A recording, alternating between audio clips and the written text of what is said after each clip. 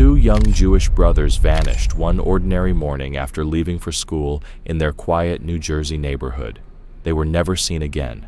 As days turned into years, and years stretched into over a decade, their family was left with only silence and questions that never stopped echoing. Then, 11 years later, something unexpected happened beneath the surface of Lake Tamsen. Divers working on a routine fiber optic cable installation stumbled upon a chilling discovery. What they found would pull back the curtain on a dark truth long hidden beneath the surface of a seemingly peaceful town. It was 4:45 a.m. when Rivka Steinman reached over to silence the alarm. Her husband, Moshe, stirred beside her, switching on the lamp. Their routine was familiar, the same early wake-ups, the same quiet movements, the same burden they carried for 11 years. Every day began this way, every day since their sons disappeared. Rivka, now 46, tied her silvering hair back with practiced hands, her face marked by 1,000 sleepless nights. Moshe, 52, moved more slowly these days, his body worn by decades in construction. Still, they didn't complain. The long hours and back-breaking shifts were the price they paid to keep hope alive, hiring private investigators, following every lead, no matter how small. Moshe grabbed his hard hat and lunch bag. Rivka took her purse, where a fading photo of two smiling boys was always tucked inside. The picture, taken in 1995, showed 9-year-old Elf with his arm around his younger brother Ai. Both wore yarmulkes and sunshine-lit smiles. A year later, they'd be gone. The air that morning in Teaneck was sharp, signaling the approach of winter. As the couple walked in silence down Palisade Avenue, their breath misted in the cold. Lights began to flicker on across the neighborhood as others prepared for the day. In the distance, the soft rhythm of morning prayers drifted from open windows. This used to feel like home. Now it felt more like a museum of memories. At the bus stop under a flickering street lamp, they stood waiting, as they always did, 5 minutes early. Moshe flexed his fingers to keep warm. Rivka pulled her coat tighter around her. Then the familiar growl of the 57A bus cut through the quiet. Its headlights curved around the corner, and the door opened with a hiss. "Morning, folks," said Donald Harwick, the driver they'd known for years. His uniform was crisp despite the hour, his voice as warm as ever. "Getting cold out there?" "Good morning, Don," they replied, their voices almost in sync. Rivka even smiled, a rare thing these days. Donald had driven their boys to school back then. He was among the last to see them that Friday morning in 1996. They paid the exact fare, just like always, and found their usual seats halfway down the aisle. The bus was still mostly empty. Rivka sat by the window, Moshe beside her, their hands naturally meeting in the space between them. Outside, the town still slept. They passed shuttered stores, the dark windows of the synagogue, and the elementary school their sons never finished. Then Rivka's phone rang, loud and sudden in the quiet. She fumbled for it, brow furrowing when she saw the caller ID. "Teaneck Police," she whispered to Moshe before answering. "Mrs. Steinman, this is Detective Derek Keller with the Teaneck Police Department." Her hand gripped the phone tighter. Moshe leaned in, heart racing. They'd had calls before. False hope, apologies, nothing. But this time felt different. "Yes, Detective? I'm calling to let you know there's been a development in your son's case." The words hung between them. Rivka's free hand closed over Moshe's. "What do you mean?" she asked, barely above a whisper. "This morning, a diving crew found something at the bottom of Lake Tamsen. We believe it may be connected to Elf and Ai's disappearance." Moshe motioned for the phone. Rivka turned the speaker so they could both hear. "What exactly did they find?" Moshe asked, his voice rough. "I understand you want answers, sir," the detective replied. "But this is something we believe you should see in person. I'm sending officers to your house right now." "We're not at home," Moshe cut in. "We're on the 57A, heading to work." A pause. Then, understood. Please come to the station. We'll take you to the site from there. We're on our way, Rivka said immediately. Good. Ask for me when you arrive. And Mr. and Mrs. Steinman, we're taking this very seriously. When the call ended, Rivka stared at her phone as if expecting it to ring again. Around them, the bus continued moving, unaware that for 2 passengers, everything had just shifted. I need to call work, Moshe muttered, already reaching for his phone. Their day, their entire world, was no longer following the usual route. Both Rivka and Moshe began dialing at once. Moshe's foreman picked up first, and already familiar with the family's story, simply said, "Go, we'll cover for you." Rivka's call didn't go as smoothly. On the other end of the line, her boss at Goldberg's Kosher Bakery, Rohan Mira, sounded more frustrated than concerned.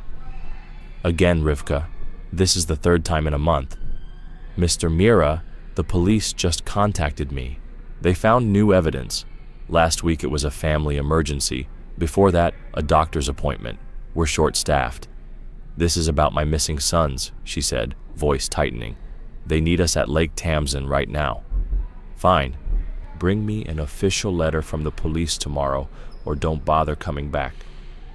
The line went silent. Rivka lowered her phone, anger and hurt mixing in her chest. That man, Moshe muttered, having heard enough. He could hire more help. He does pay overtime, she replied weakly. And we need every dollar. Not if it costs you your dignity. The bus neared the police station stop. Rivka pressed the call button, the soft chime echoing through the near-empty aisle. Driver Donald glanced back in the mirror. Skipping work today? Police found something at Lake Tamsin, Moshe said, keeping it brief. About the boys, Donald's cheerful expression fell away. That lake is my final stop. Takes at least 45 minutes by bus. I hope this brings answers. Thank you, Don, Rivka managed, offering a small, grateful smile. They stepped onto the brightening sidewalk. A patrol car idled in the visitor lot, engine humming. 2 uniformed officers greeted them.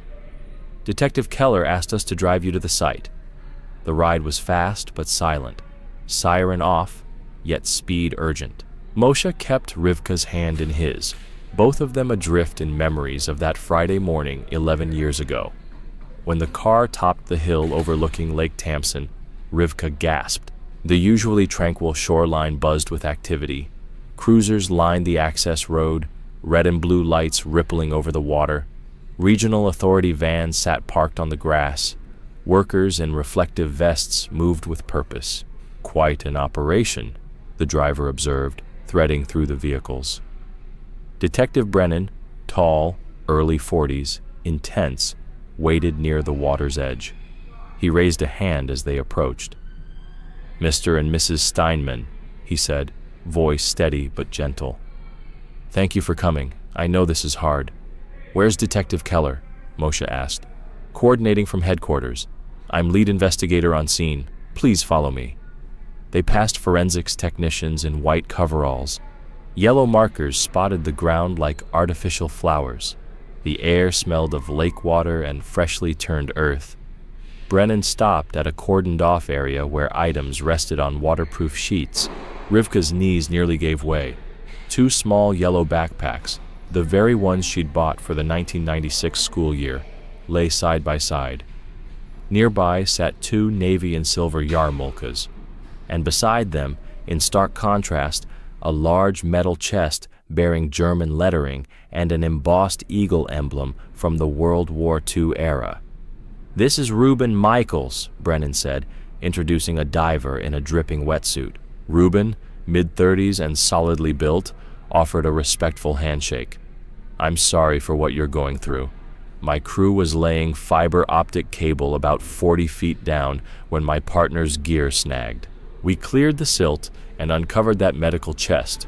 German military issue from the war. The eagle sculpture was wedged against it. He paused, running a hand across wet hair.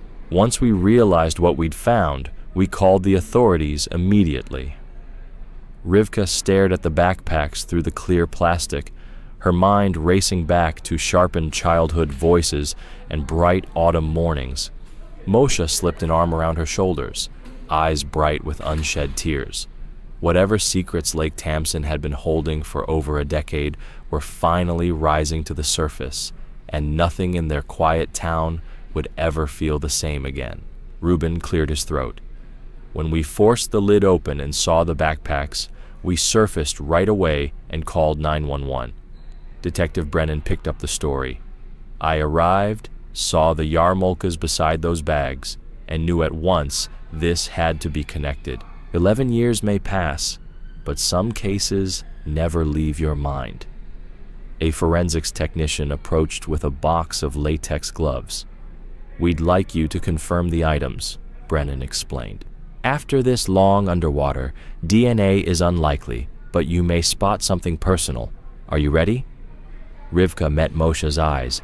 His jaw was locked tight, calloused hands clenched. She squeezed his fingers and nodded. Both slipped on gloves. The technician unsealed each evidence pouch and laid the contents on a fresh white sheet. The yellow backpacks, weighted with stones, were stained but recognizable, their corroded zippers still intact. Rivka lifted the first yarmulke, turned it over, and there it was.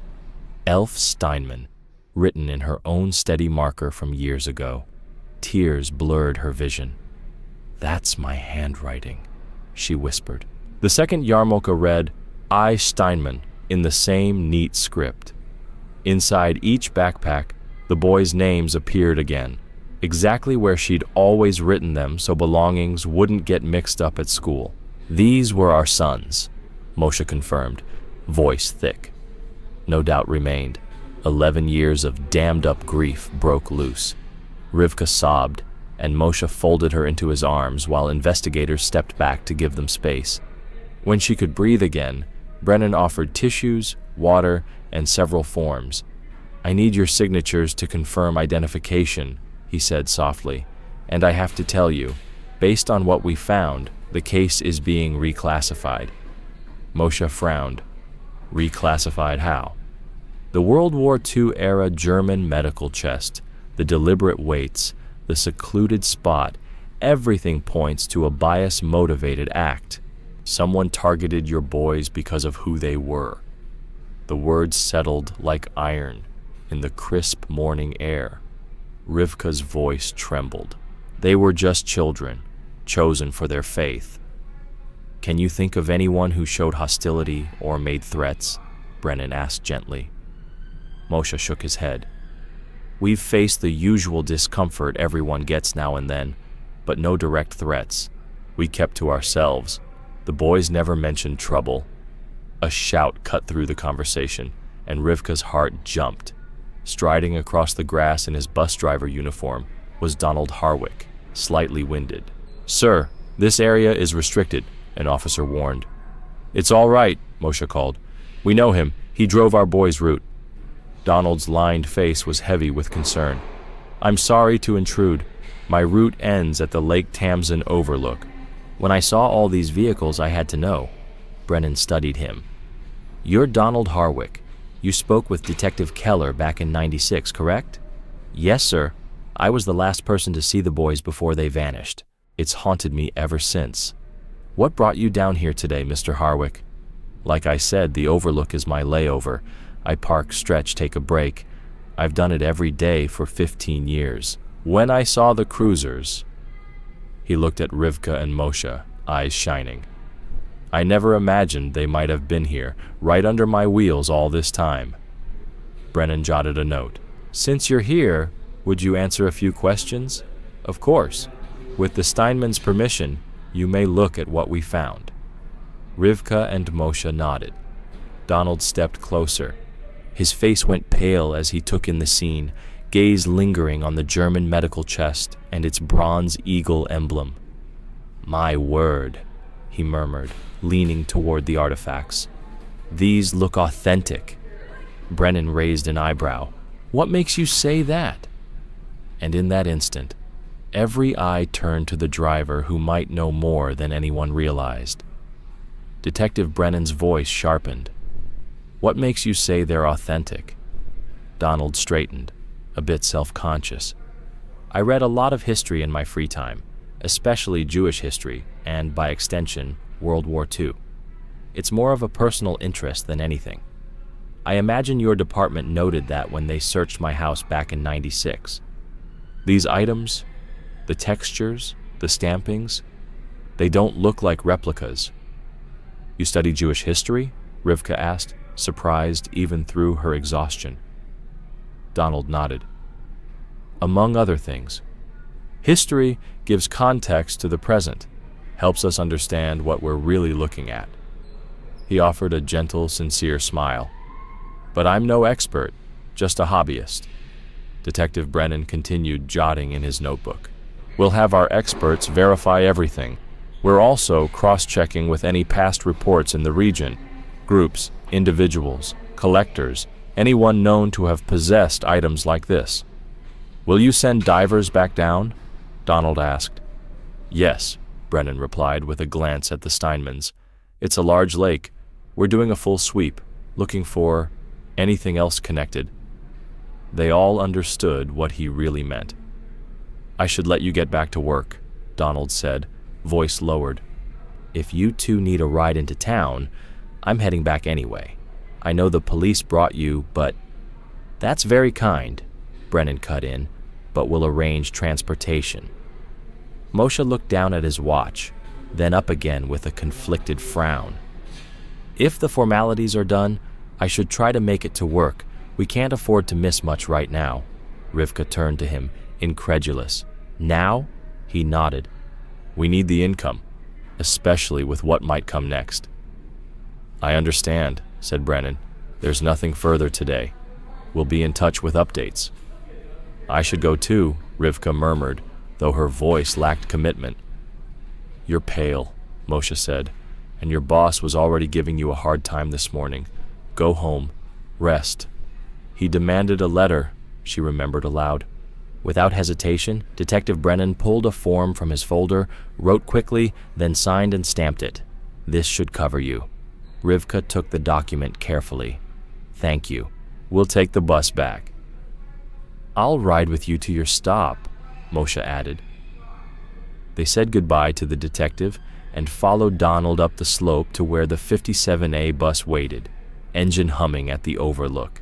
As they boarded, Rivka turned and glanced back one last time. The lake was quiet again, still and dark, but now it held answers. For 11 years it had kept the truth hidden, buried beneath silt and silence. The bus rumbled to life, its gears grinding as Donald guided it away from Lake Tamsin. Rivka and Moshe sat in their usual seats, but nothing felt familiar anymore. The weight of what they'd seen hung in the air between them. 11 years, Moshe murmured, staring at his rough hands. 11 years of not knowing. Rivka nodded, her throat too tight for words. Behind her closed eyes, she kept seeing those small yellow backpacks, the ones she'd packed with care, now waterlogged and weighted down with stones. Someone had wanted to erase their sons, to make sure they were never found. Do you remember that morning? She asked, though she knew he did. They had both lived it again and again. September 13th, 1996, Friday morning. They left at 7:15, Moshe said, his voice hollow with repetition. Elav had Torah practice. Avi was excited for the Sukkot art project. From the front, Donald's voice floated back. I've thought about that day so many times. They got on the bus at their usual stop, sat where they always sat, waited for the other kids to get off first. Nothing unusual. You told the police they didn't go into the building? Rivka asked, not accusing, just confirming. Donald nodded. That's right. I had 17 kids on the route. The Rosen twins, the Goldberg boys, little Sarah Weiss. Usually a teacher was outside to greet the students. That day, no one. The school didn't call until 9, Moshe added. By then, 2 hours had passed. They assumed the boys had wandered off, Rivka said. But where would they go? Every store owner on Cedar Avenue knew them. If they'd gone to the arcade or the comic shop, someone would have noticed. They interviewed every kid, every parent, Donald said. I gave them my full passenger list. They followed up with everyone. The bus passed quiet neighborhoods now, rows of houses with trimmed lawns and normal mornings. Rivka stared out the window, envy flickering in her chest. Rabbi Goldstein, 3 school principals, even the crossing guards, Moshe recited. No one saw them, Rivka whispered. No one. Silence returned as the bus reached Moshe's stop. He rose, kissed Rivka's forehead, and gripped her shoulder. Call me if anything comes up. And rest, okay? I will, she said, though they both knew she wouldn't. Moshe stepped off, lunch bag and hard hat in hand, his shoulders low but his stride steady. They needed the paycheck now more than ever. Investigations cost money, lawyers too, and hope didn't come cheap. As the bus rolled on, Rivka moved closer to the front, needing distraction, needing motion. When her stop came, she stood carefully. Her legs felt weak. Thank you, Don, she said softly, for everything. Donald nodded, watching her step off. A woman who, after 11 years of silence, finally had something real. Something devastating, but something. And maybe, just maybe, the beginning of the truth. Detective Brennan's tone tightened. How can you tell they're genuine? Donald straightened, looking a bit sheepish. I read a lot of history, Jewish history in particular, so World War II material crosses my path. Your department saw my bookcases back in '96. The metal stampings and wear patterns on these items feel period correct, not modern replicas. You study Jewish history? Rivka asked, startled even through her grief. Among other subjects, Donald said quietly. History helps explain the present. He offered a thin, sincere smile. But I'm just an amateur reader. Brennan scribbled notes. We'll have experts confirm that. We're also checking our files for anyone local who collects extremist memorabilia. Are the divers going back down? Donald asked. Yes, Brennan said, glancing at the Steinmans. It's a large lake. We'll search every meter for further evidence. They all understood what that meant. Donald stepped back. I'll let you work, Mr. and Mrs. Steinman, if you need a ride into town, my bus is heading there anyway. That's thoughtful, Brennan replied, but we'll handle transport. Moshe glanced at his watch. Once the paperwork's done, I should get to the job site. We can't afford missed hours right now. Rivka stared at him. Today? He nodded. Bills don't stop. I'll prepare a letter for your employers, Brennan said, already drafting it on departmental stationery. He signed and stamped the page, then handed it over. This should remove any doubt. Rivka accepted it, relief and exhaustion mixing behind her eyes. We'll ride the bus back. They thanked the detective and followed Donald up the slope to the idling 57A. Rivka paused at the crest, gazing once more at the still, dark water, a grave that had kept its secret for 11 long years. The engine growled as the bus pulled away from Lake Tamsin. Rivka and Moshe slid into their usual seats, though nothing felt usual. 11 years, Moshe whispered, staring at his rough hands. 11 years of not knowing. Rivka could only nod. Over and over she saw those small yellow backpacks, weighted down so no one would ever find them. Remember that morning? She asked, though the story was carved into both of them. September 13th, 1996, Moshe recited. They left at 7:15. Elav had his Torah portion. Avi was excited for a Sukkot art project. From the driver's seat, Donald spoke into the rear-view mirror. They boarded at their stop, waited for the other kids to file off, same as always. Usually a teacher met them outside. That day, no one. The school didn't call until 9, Moshe added. 2 hours gone. They thought the boys ran off on an adventure, Rivka said, but every shopkeeper on Cedar Avenue knew them. Someone would have noticed. Donald nodded. Police interviewed every passenger, every family. The bus rolled past manicured lawns where other families were living ordinary Thursdays. Rivka felt a sudden pang of envy. At the construction site, Moshe kissed Rivka's forehead. "Call me if you hear anything. Try to rest." "I will," she promised, though they both knew rest was unlikely. He stepped off with his lunch pail and hard hat, shoulders heavy but resolute. The bus continued, and Rivka moved forward to thank Donald before disembarking. The October air stung her lungs as she walked the 3 blocks home. Inside, the house felt too quiet. She laid the police letter on the counter, but instead of resting, she powered up the old Dell in the den. Who in Teaneck would keep those hateful relics? Internet Explorer loaded, slowly. She searched. Extremist Groups New Jersey 2007. Articles appeared, naming fringe organizations around the state. Then a familiar photograph stopped her cold. Her college friend, Maurice Goldfarb, now a senior journalist and lecturer on extremist movements in the tri-state area. Maurice, Rivka breathed. She opened Facebook, typed, "Maurice, it's Rivka Steinman, Rosen. I need to speak with you urgently. Please call." She hit send, left her number, and saw Maurice was offline. Rivka tried to lie down, but silence pressed in like a lead blanket. After 20 long minutes, she grabbed her keys and the police letter. If she couldn't rest, she could at least be useful. The old Camry roared to life on the second try. 10 minutes later, she pulled behind Goldberg's Kosher Bakery. Through the back door window, she saw Rohan Mira in his tiny office and Rafi alone at the front counter, scrambling. The bell over the door chimed. Rohan's expression snapped from surprise to suspicion. "So you were lying," he barked, stepping out. "Police emergency, you said. Yet here you are." "I wasn't lying," Rivka replied, handing him the letter. "Official proof." Rohan scanned it, face stiff. What did they find? Rivka's throat tightened. Sharing this with him felt wrong, but she answered anyway. "A German medical chest from the war. Inside were my son's backpacks and yarmulkes, and an eagle emblem with a swastika." Rohan muttered under his breath, but offered no comfort. "Fine. If you're working, get changed. We're behind on everything." The dismissal stung.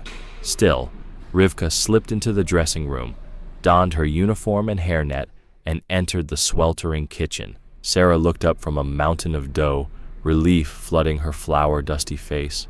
"Thank goodness. I've been sprinting between the mixer and the oven since 5. Orders are stacked to the ceiling." "I'm sorry, Sarah." Rivka scanned the chaos. Bowls piled high, the sweet smell of bread not quite masking something slightly off. "Where should I start?" "Challah first. We owe 20 loaves for Shabbat. Then Hamantashen, 4 dozen for Mrs. Rosenberg's grandson." Rivka inspected the cooling racks. The challah looked passable, but the texture felt dense, not the light, airy crumb customers expected. She tasted a Hamantashen. Flavor was fine, but the cookie lacked its usual melt-in-your-mouth delicacy. "Sarah," Rivka asked gently, "which flour did you use?" Sarah's shoulders drooped. "We're almost out of the high gluten blend. I've been stretching it with all purpose. I told Rohan for 2 weeks we needed more, but the order never arrived." Rivka exhaled, rolling up her sleeves. "All right, we'll make do until we can fix the supply. Let's salvage what we can and start a fresh batch." And with that, amid grief, anger, and rising dough, Rivka threw herself back into work, because sometimes keeping busy was the only way to go on. "Yesterday he told me to just mix the flours and make do," Sarah admitted, her frustration clear. Rivka's jaw tightened. "He asked you to cut corners?" Sarah dropped her voice, glancing toward the office. "He's from India. No criticism of his background, but I don't think he understands how much these recipes mean to this community. He stays in that office all day, lets us be the public face, and talks about baking the Jewish way like it's just a checklist. Kashrut is about integrity, not just ingredients." Rivka set the subpar Hamantashen down. I'll speak with him. Good luck, Sarah said. He's been on the phone all morning. Sounds upset. Rivka headed for Rohan's office. Through the thin door, she heard him speaking quickly. She knocked, no answer, knocked again. Inside, his voice rose.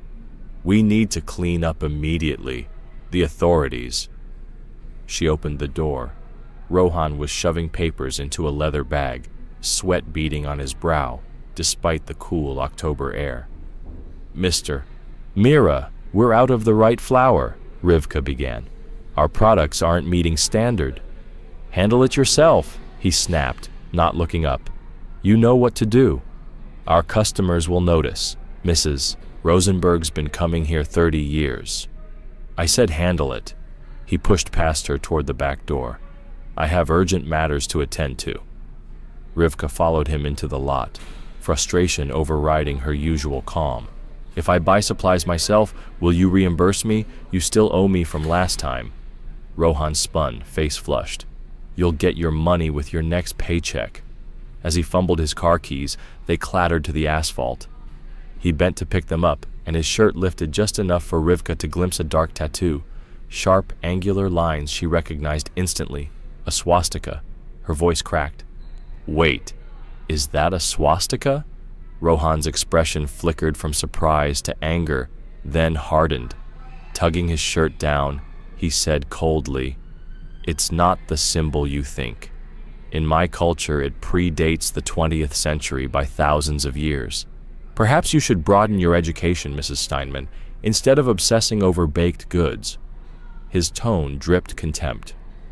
That symbol means good fortune where I come from. Not everything revolves around your people's suffering. Before Rivka could respond, he climbed into his car and sped away, leaving her under the gray morning sky. Inside, Rafi looked up from the register, curious but silent. Sarah, dusted in flour, measured the last of the good blend. Don't start another batch, Rivka said, untying her apron. I'm going for supplies. I have some cash from yesterday's sales, Sarah offered. You shouldn't keep covering for his mistakes. It's fine. I'll sort it out later. Rivka pulled on her street clothes, still picturing that tattoo. Hindu symbol or hate symbol? She wondered. Sarah asked, Want me to send Rafi with you? Those flour sacks are heavy. I'll manage, Rivka called, already heading out. 10 minutes later, she was driving her old Camry toward Myers Baking Supply. Her knuckles whitened on the steering wheel as she replayed the morning's shocks, the artifacts in the lake, Rohan's hidden tattoo, his frantic phone call. Was she piecing together random worries, or was something far darker unfolding in her quiet town? Passing the NJ Transit Depot on Route 4, a flash of movement caught her eye. Rohan, slipping into a gray sedan. The driver's sandy hair and broad shoulders looked a lot like Donald's. That made no sense. Donald's shift ran until evening. Rivka almost dismissed it. But the urgent way both men looked around before the car pulled away tied her stomach in knots. She pressed the accelerator. The supply store was still a mile ahead, yet the morning suddenly felt anything but routine. The Myers parking lot was nearly empty when Rivka arrived. She shut off the engine just in time to spot the gray sedan pulling into Teaneck Hardware next door. Two men stepped out, Rohan and, shockingly, Donald, still dressed in his bus driver uniform. Probably nothing, she told herself. A quick hardware stop, that's all. Inside Myers, the familiar scent of flour and yeast should have calmed her nerves. Instead, her mind kept drifting back to the two men next door. 15 kilos of your best high gluten, she told Jacob, the owner's son at the register. Short on supplies again at Goldberg's? Jacob asked kindly while ringing her up. You could say that. She handed over her card, wincing at another charge Rohan might never reimburse. Jacob helped load the heavy sack into her trunk. As Rivka glanced up, she saw Donald and Rohan emerging from the hardware store. Donald carried a large blue bag. Rohan balanced 2 boxes.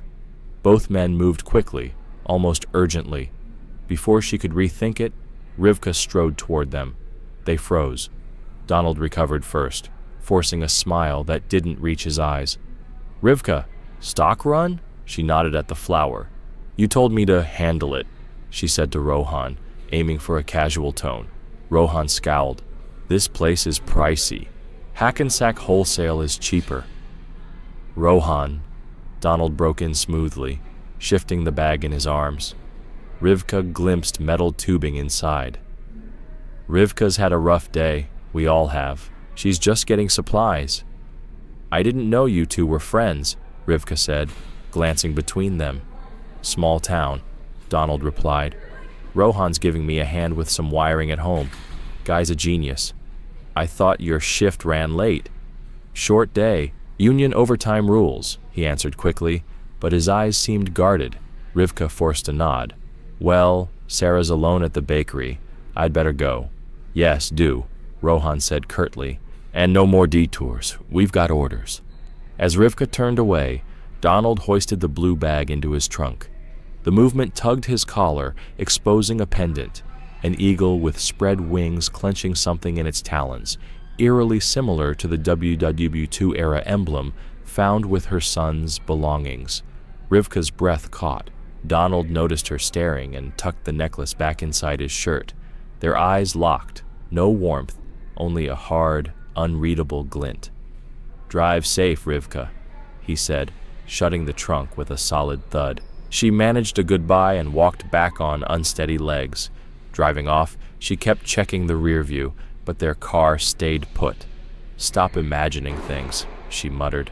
Plenty of people wear eagle jewelry.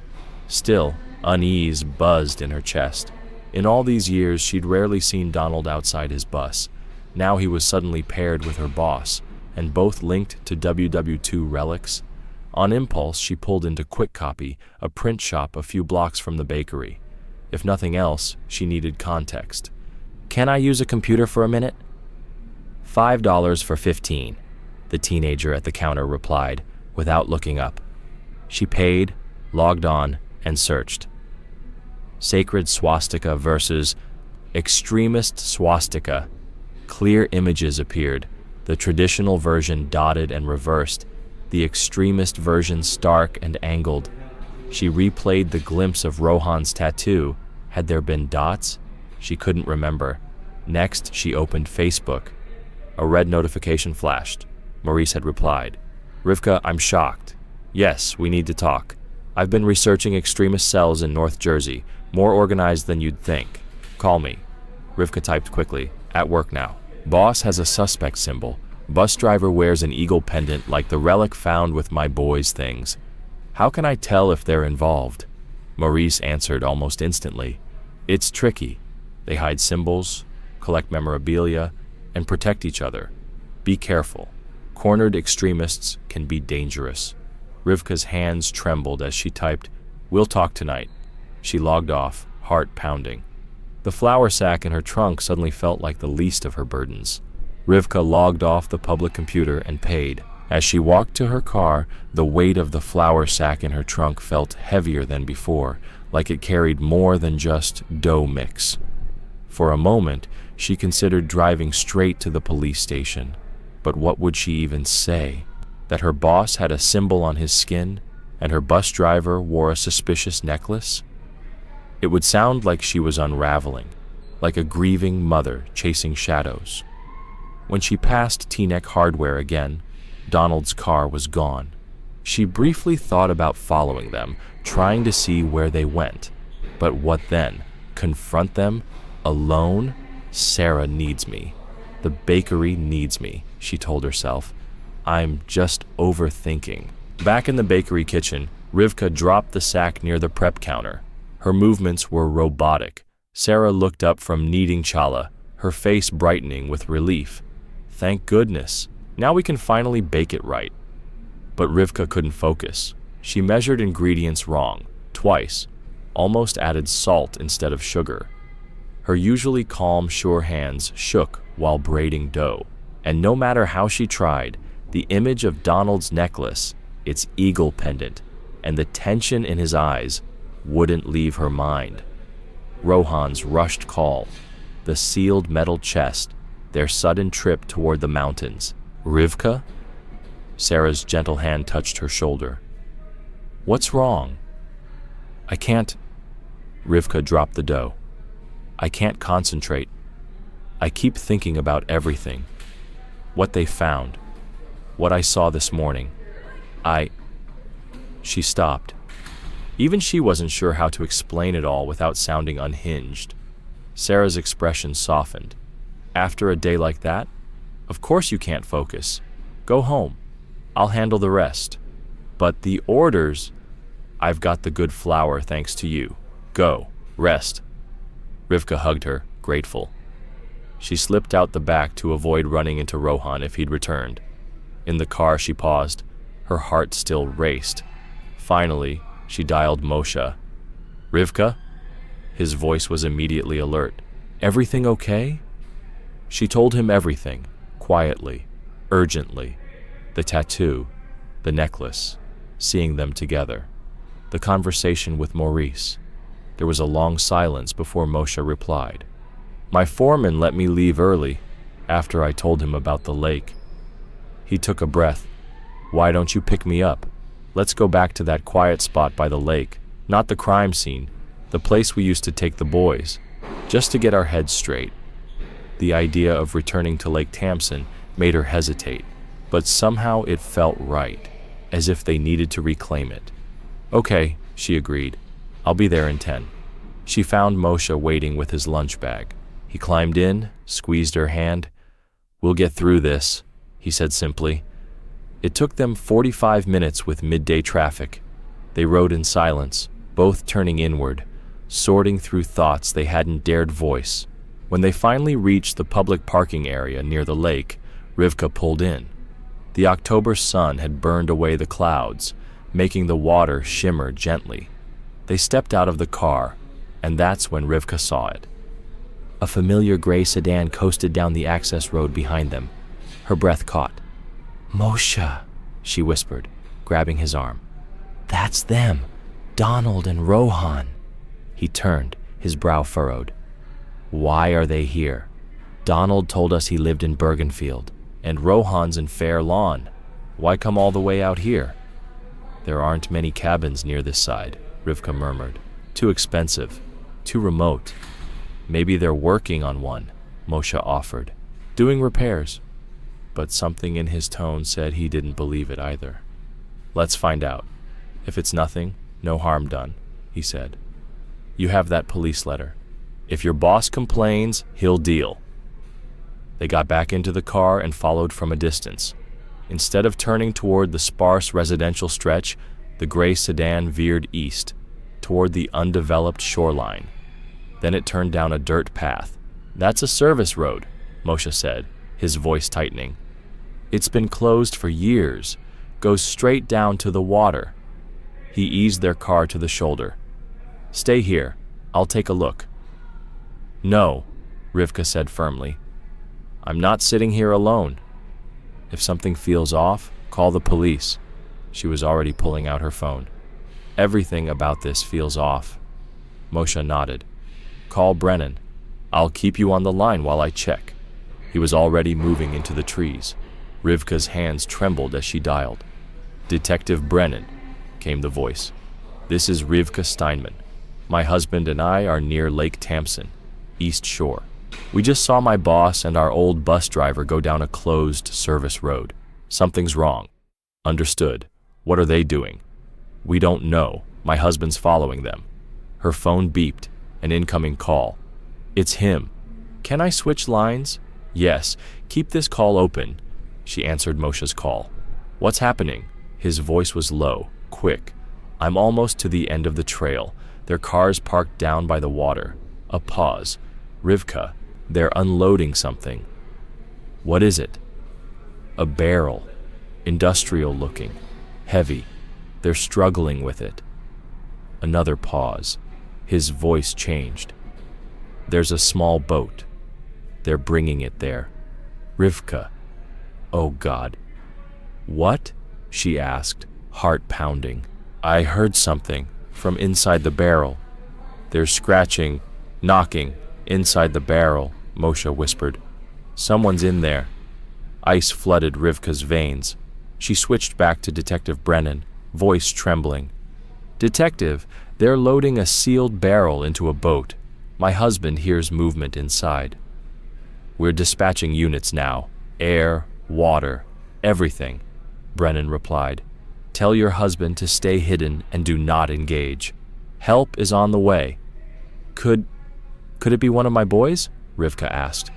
"We don't know yet, Mrs. Steinman, but we'll find out. Keep both lines open." Minutes crawled by. In the distance, rotor blades beat the air, growing louder every second. Rivka stood rigid beside her car, phone pressed tight, listening to Moshe's hurried updates and Brennan's steady reassurances. "They hear the chopper," Moshe whispered. "They're panicking, trying to start the engine. Wait. No. They've stopped. They're tying weights to the barrel. They want to sink it." A helicopter thundered over the treetops, wind whipping Rivka's hair. Police sirens wailed behind her as Brennan's unmarked car skidded in beside hers. "I'm ending the call," she told Moshe. "Officers are here." Brennan stepped out, grim-faced. "Nobody hauls a barrel to a remote part of the lake unless they're hiding something awful," Rivka said, voice quivering. "We have to be ready for any outcome," Brennan replied, handing her binoculars. Through the lenses, Rivka saw chaos on the water.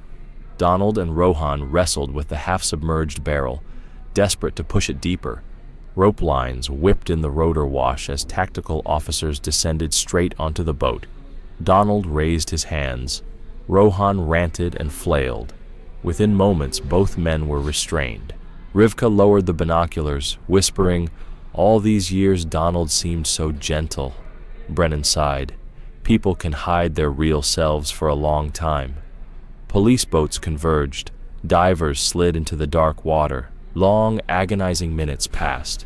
Then a diver surfaced, giving a thumbs up. "They've located the barrel," Brennan said.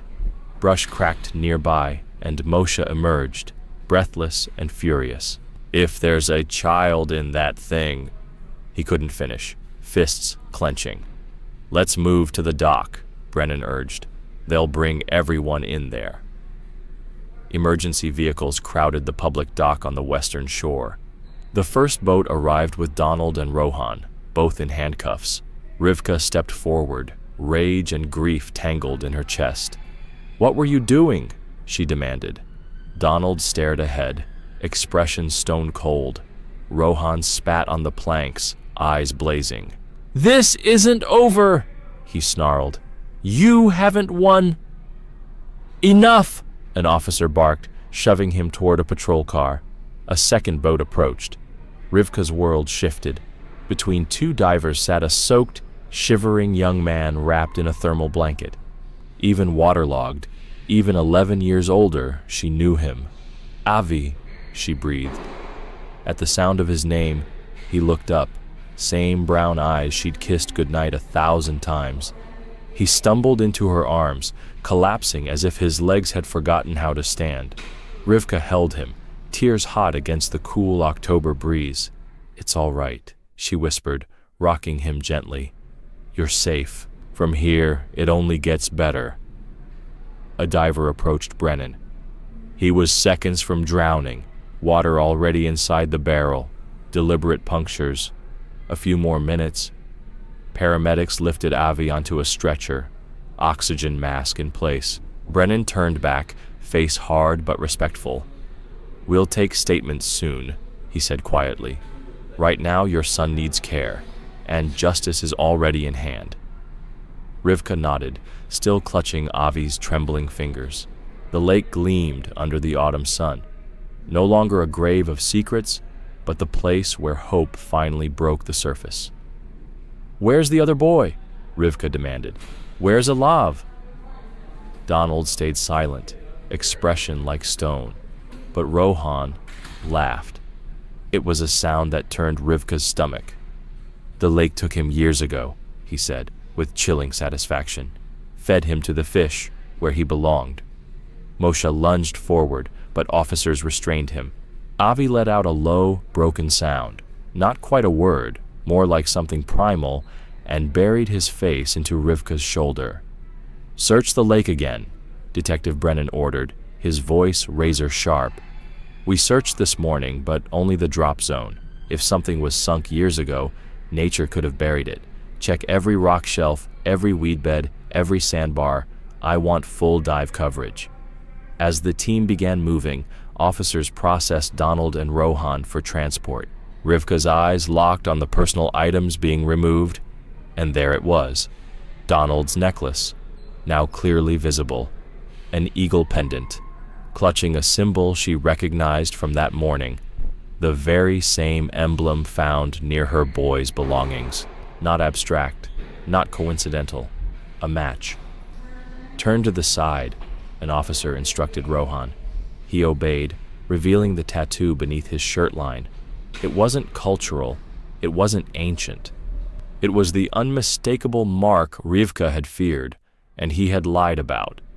Off to the side, paramedics worked with practiced urgency. Avi was bundled in layered blankets, his vitals monitored closely. 19-year-old male, one paramedic called. Signs of cold shock, water inhalation, possible hypoxia. Vitals are holding, another confirmed. But he needs to be moved now. "You can ride with him," one told Rivka. "Dad, you'll follow behind." As they loaded Avi into the ambulance, Rivka turned for one final glance. Donald and Rohan were being placed into separate cruisers, and then Donald looked at her. No regret, no humanity, just cold, flat hate. Rivka climbed into the ambulance and took Avi's hand in both of hers. It was larger now, no longer a child's, but she recognized every curve, every scar. Her baby, her boy, alive, wounded, but alive. "I'm here," she whispered. "Mama's here. I'm not letting go." Behind them, Moshe followed in their old Camry. The vehicles rolled out together, toward town, toward treatment, and toward the truth of what had happened over those missing years. The emergency room at Holyam Medical Center buzzed with movement. Beeping monitors, quiet orders, controlled urgency. Rivka and Moshe stood helplessly as doctors wheeled Avi through double doors, marked authorized personnel only. A nurse approached. "We'll update you as soon as we can. There's a private waiting room down the hall." Inside the small space, windowless, stark, they collapsed into chairs that were far too firm. A box of tissues sat silently on the table like it had seen many parents break. And then Rivka did, for Avi's return, for Eilav's loss, for the 11 stolen years of not knowing. "Maybe," Moshe's voice cracked, "maybe he's still alive. Maybe Rohan lied. We didn't find another barrel. Not yet." Rivka shook her head, pressing her face to his chest. "You didn't see his eyes," she whispered. "There was no bluff. He meant it. Eilav is gone." Moshe's voice broke. "What did they do to our boys, Rivka? All this time?" She couldn't answer. Her voice collapsed under the weight. "Donald, we trusted him," she said finally. "Every day he drove our boys to school. And Rohan, he let us believe he cared. I baked for his business, for his community." "They hated us," Moshe said quietly, "just for existing."